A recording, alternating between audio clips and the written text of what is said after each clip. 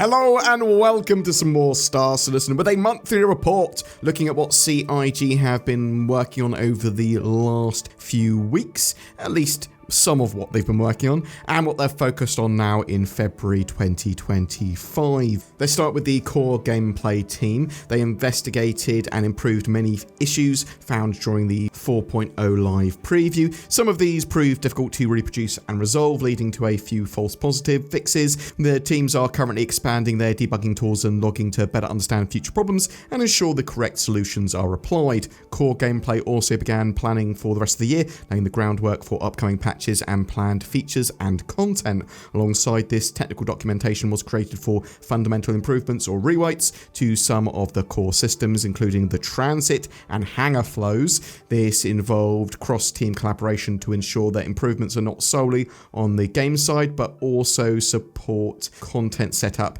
and the latest engine features. So this is also connected to the transit refactor that Cloud Imperium are working on.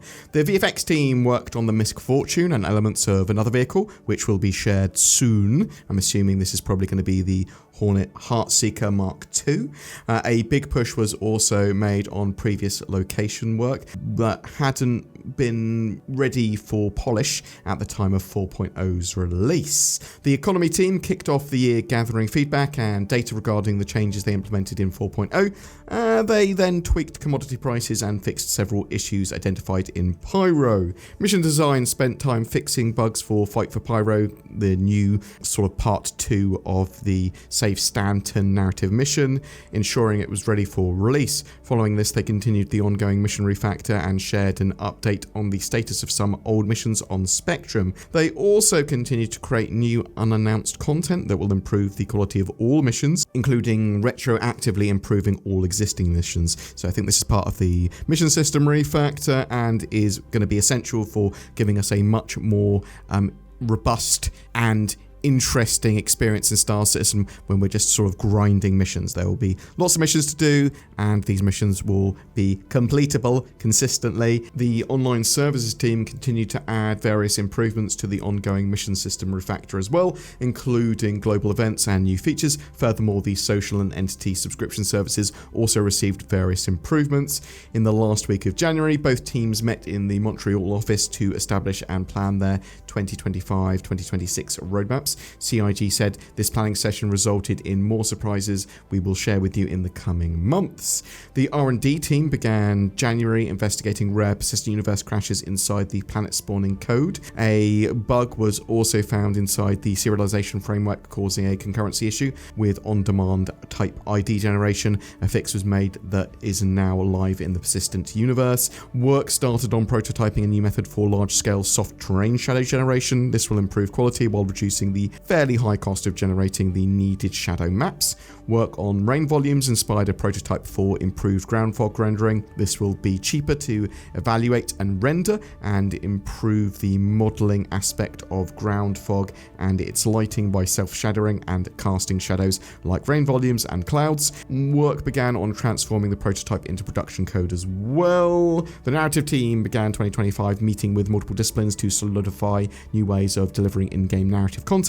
They also focused on increasing the number of characters that players will meet in the verse. Through these efforts, their hope is that they will expand on the storytelling opportunities that players will be able to experience and discover in upcoming patches. In addition, they fixed various Alpha 4.0.1 patches and generated mission text, location strings, and item records for the new content coming in upcoming releases. The character team continued working on Starware Art Det. They also modified the Duster armor, progressed with a stealth armor, designed a new backpack, and developed additional creature variants for future patch releases. The concept art team explored ideas for various new items and are looking into paint schemes for existing armors. The gameplay animation team began the year working on the Copian Hound and various sizes of the Valakar, the Sandworms. They are also creating facial animations for various persistent universe characters and events reports and worked alongside the AI designers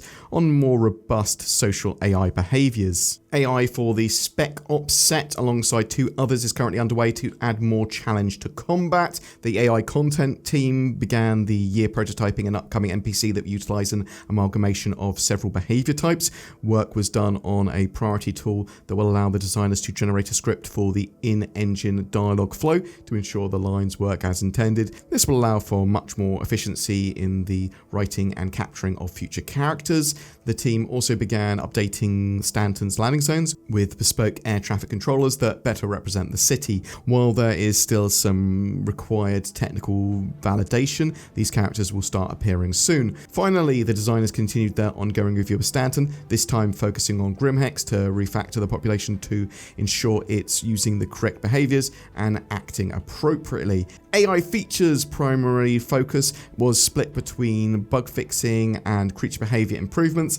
For example, the code for throwing grenades was updated to unify some of the code paths. This gives more consistent functionality between cover and open space launches. For human combat behavior, friendly fire checks were updated to not consider the large boundary boxes of vehicles as friendly, which could block firing. For creatures, the team focused on improving the Valakir's behavior. They said, "We are working hard to make sure this creature arrives in your hands in the best possible way."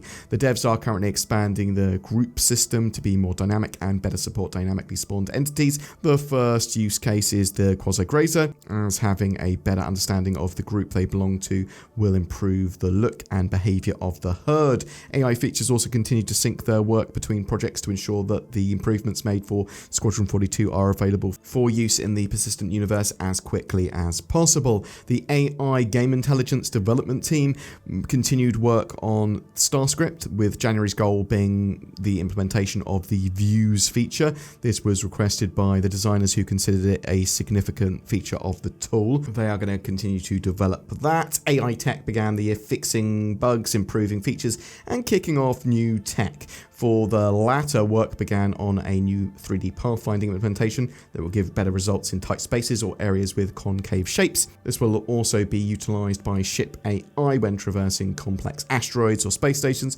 and can also be used by NPCs when EVAing inside ships. The StarScript tool received multiple usability improvements for creating new behaviors and missions. AI Tech also finalized December's work on the chase and melee attack movement requests, which delivers a boost in both performance and visual fidelity compared to the previous implementation. The conversation system also received updates to how avoidance bubbles are computed so that NPCs don't disturb an ongoing conversation. Alpha 4.0.1 fixes were made to navigation and the Boyd system. Alongside this, planning was done for the work still required to fully synchronize AI components with server meshing authority, transition, and other features and systems planned for development this year. So that's what CIG had for the report. What was missing from that report that I was expecting? Engineering and associated things like life support, fire extinguishers, fires, a load of ships, and really most of the features that were shown at CitizenCon and we're expecting this year. Things like weather, bases, crafting, nicks. Now, some of this is not being shown because this is not exhaustive and CIG aren't ready to talk about it. They want to surprise us with some stuff and they want to work out exactly where some of these new features are coming, and if they start talking about them now, people are going to expect them sooner rather than later. Also, I was informed by one of my friends at CIG, in fact a couple, and take these with a grain of salt because these are not official statements from CIG, but they're working on some ships, engineering, transit systems, new locations, 4.1 features, Sandworms, and more, as well as a lot of work is going into 4.0.2 to get it to live and as stable and playable as soon as possible. So they're going to be sharing more soon about stuff beyond 4.0. and the rest of the year. In fact, later today at time of recording, you will be seeing the 2-hour special of Star Citizen Live, which we'll make a summary of, which may indeed also go into it. But yeah, that's the monthly report this time around. I'm looking forward to a lot of the stuff that they didn't talk about being talked about as well. Hopefully we'll see a roadmap update in the next couple of weeks or so. Also, hope we'll see a Squadron 42 newsletter, because I'm not entirely sure when that's turning up.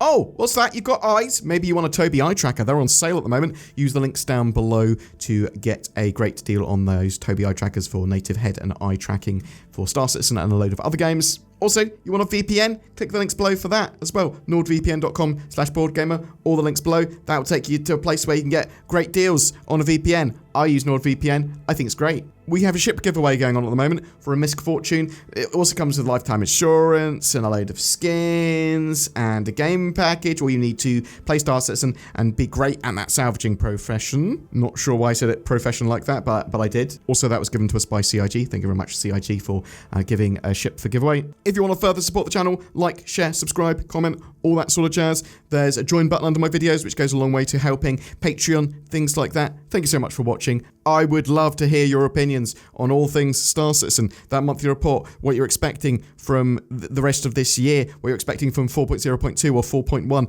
all that sort of jazz. Tell me in the comments below, and I'll see you in the verse.